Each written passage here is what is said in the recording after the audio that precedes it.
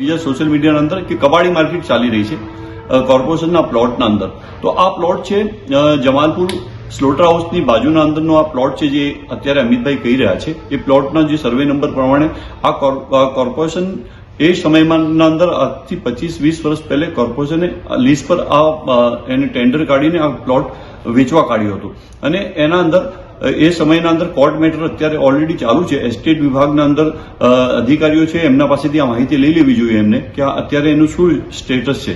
અને હું એ કહેવા માંગુ છું અમિતભાઈને કે જ્યારે સમગ્ર મધ્ય ઝોનના અંદર 2800થી વધારે હેરિટેજ હવેલીઓ આવેલી છે. એમાં મસ્જિદ છે, મંદિર છે, ચર્ચ છે, ઘણી બધી જે હેરિટેજનું અમદાવાદને જે બિરુદ મળ્યું છે એના અંદર મેક્સિમમ જે આજે અમદાવાદ શહેરની આજે ઓળખ છે વર્લ્ડ હેરિટેજના અંદર એ મધ્ય ઝોનના હિસાબથી છે.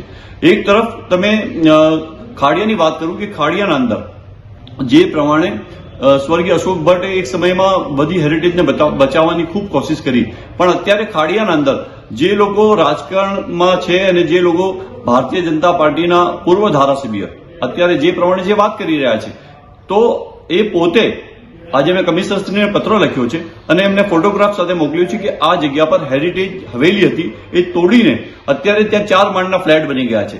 તો અમદાવાદ મ્યુનિસિપલ કોર્પોરેશનમાં પણ ભારતીય જનતા પાર્ટીનું શાસન છે, સરકારના અંદર પણ ભારતીય જનતા પાર્ટી છે. અધિકારીઓને મારી વિનંતી છે કે જે પ્રમાણે તપાસ કરીને યોગ્ય પગલાં ભરે. એમાંથી હું એ કહેવા માંગુ છું કે કોઈ પણ હોય, ગુનેગાર કોઈ પણ હોય, એને જે પ્રમાણે ગેરકાયદેસર બાંધકામ કરતો હોય તો એને સજા મળવી જોઈએ.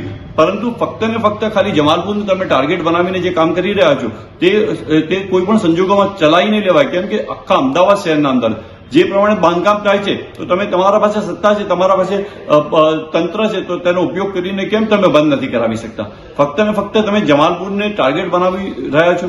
એ આજે મેં કમિશનરશ્રીને પત્ર લખ્યો છે અને જે મારા પાસે જે માહિતી છે એ પણ મેં કમિશનરશ્રીને આપી છે.